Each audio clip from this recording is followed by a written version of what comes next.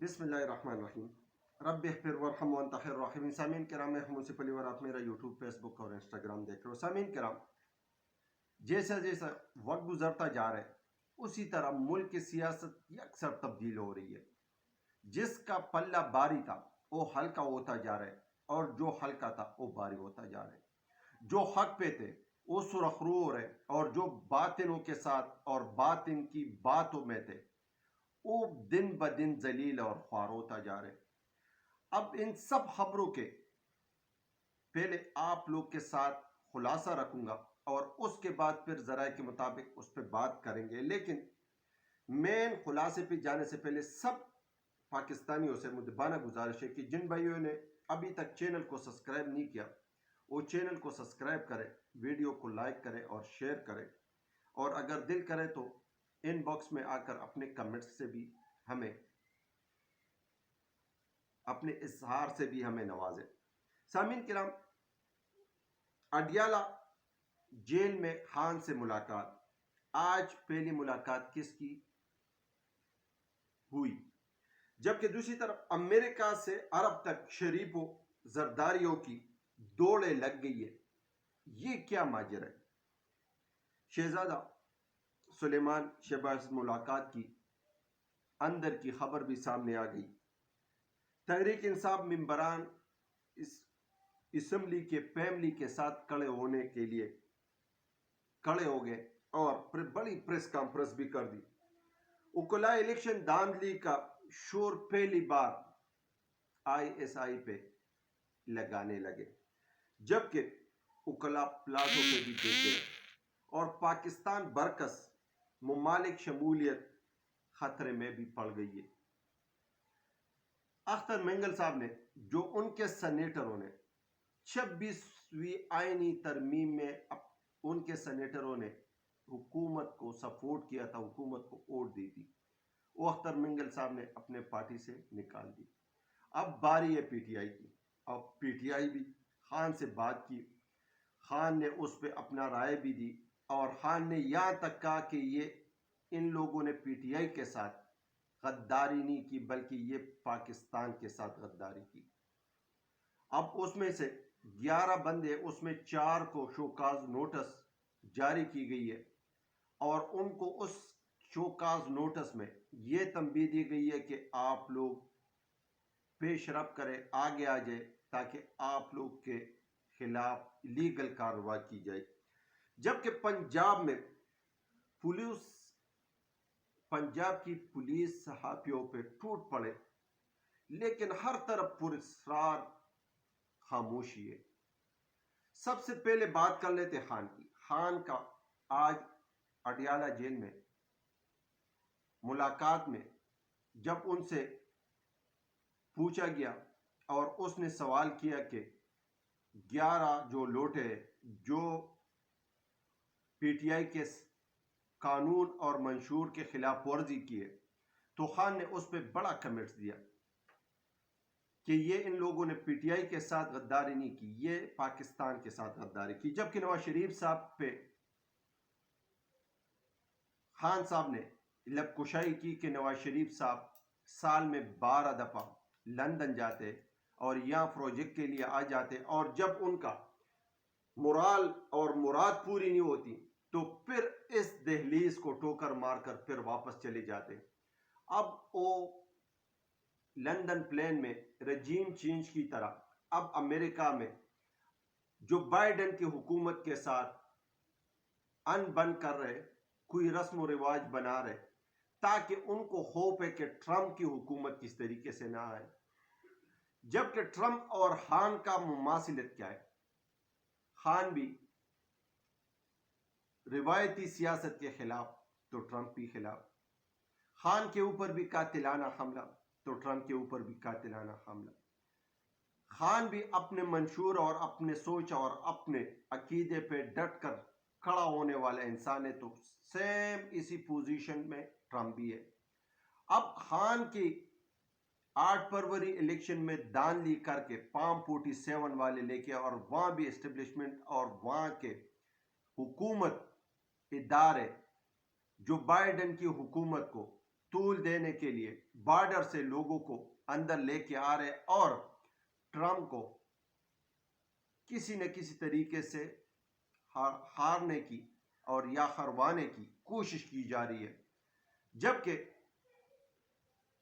امریکہ میں انصاف ہے، وہاں کے عوام جو ہے نا وہ انصاف پسند بھی ہے، وہاں کے ادارے بھی انصاف پسند تھے، لیکن بدقسمتی سے پاکستان میں ہم 142 ممالک میں سے سب سے جو کم ترین اور برے طریقے سے جو انصاف 3 ممالک میں ہے، اس میں سے ہم تیسرے نمبر پہ، یعنی سمجھو کہ ہم 140 نمبر پہ انصاف مہیا کرنے والے ممالک میں شامل ہیں۔ اب یہ تو پاکستان کا حال ہے، لیکن دوسری طرف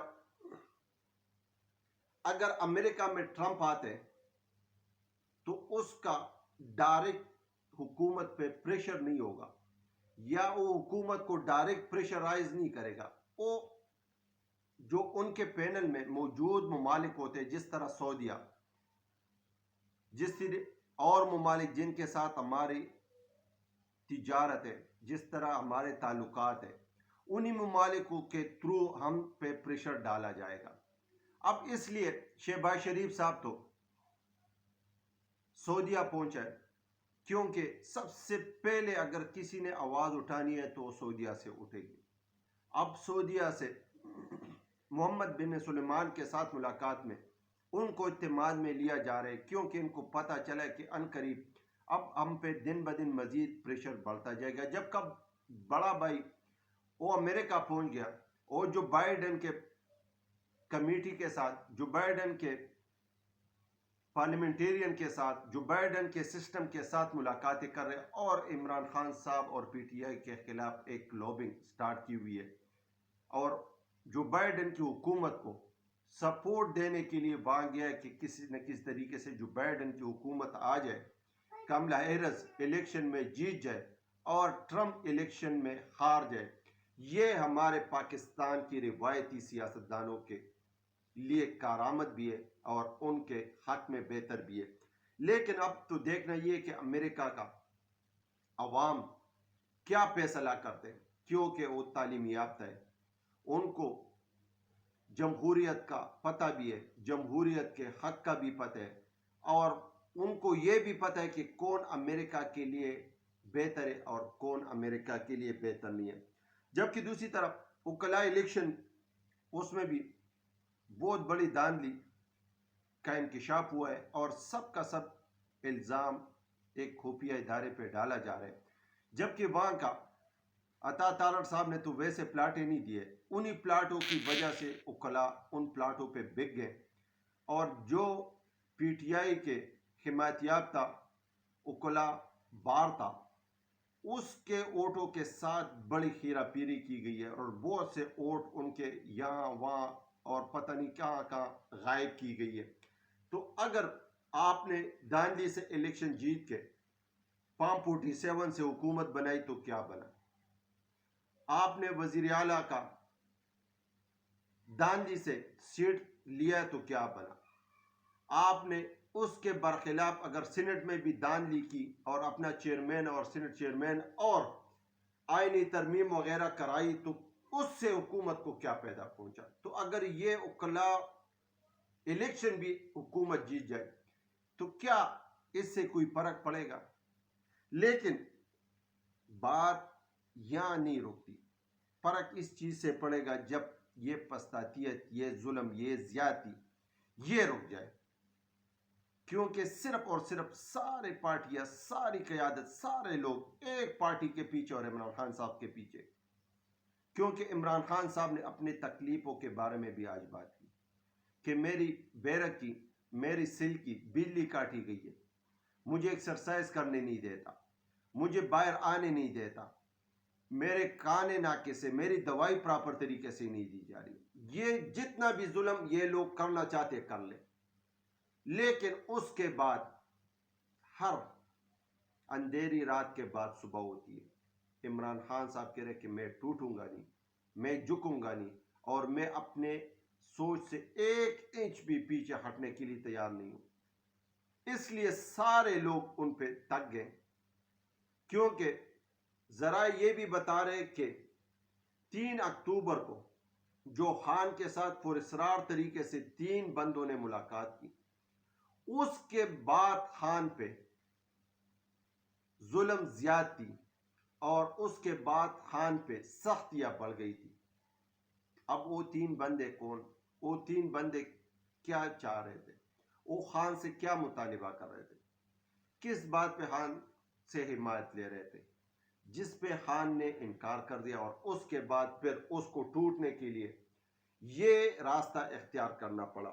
تو سامعین کرام، یہ بھی ایک بات ہے، لیکن پاکستانی عوام سے مدبانہ گزارش ہے کہ بار بار خان کی جو بات ہوتی ہے، جو میسج آتا ہے، وہ عام عوام تک پہنچایا کرے، کیونکہ یہ لوگ صرف اپنے مفاد کے لیے آتے ہیں، اور جب ان کے مفاد پورے ہو جاتے ہیں تو یہ پھر آنکھوں میں آنکھیں ڈال کر ظلم زیادتی شروع کر لیتے، اور اگر مفاد پوری نہیں ہوتے تو پھر یہ نواز شریف صاحب کی طرح اور جسٹس فیض عیسیٰ صاحب کی طرح ملک سے فرار ہو جاتے ہیں، اور پھر اس آئین کو میں نے اور آپ نے، اور اس انصاف کو میں نے اور آپ نے جینا ہے، اس ظلم زیادتی کا میں نے اور آپ نے سامنا کرنا ہوتا ہے، اس مہنگائی کا اور بے روزگاری کا، اس کا اثر میرے اور آپ کے اوپر ہوگا۔ ان کے بچوں کے اور ان کے اثاثوں میں کوئی بھی فرق نہیں پڑتا، یہ عام آدمی اس سے متاثر ہوتے ہیں۔ جبکہ دوسری طرف پاکستان برکس ممالک شمولیت خطرے میں بھی پڑ گئی ہے، ان کے بھی کئی وجوہات آ رہے ہیں، لیکن دیکھنا یہ ہے کہ کیا یہ برکس شمولیت پاکستان اختیار کر پائے گی یا نہیں۔ جبکہ دوسری طرف اختر مینگل صاحب، جب ان کے سینیٹر نے 26ویں آئینی ترمیم میں ووٹ کاسٹ کی حکومت کو، اور پھر اس کا الزام پہلے اداروں پہ ڈالا، پھر اداروں نے انگلی ہلائی، تو پھر اس کی الزام اختر مینگل صاحب کے اوپر ڈالا، تو 26 آئینی ترمیم تو پاس ہو گئی۔ اب سپریم کورٹ میں تو اس میں بڑے رکاوٹیں اور بڑے چیزیں بھی سامنے آ رہی ہے، لیکن دوسری طرف اختر مینگل صاحب نے اپنے سینیٹروں کو پارٹی سے نکال دیا۔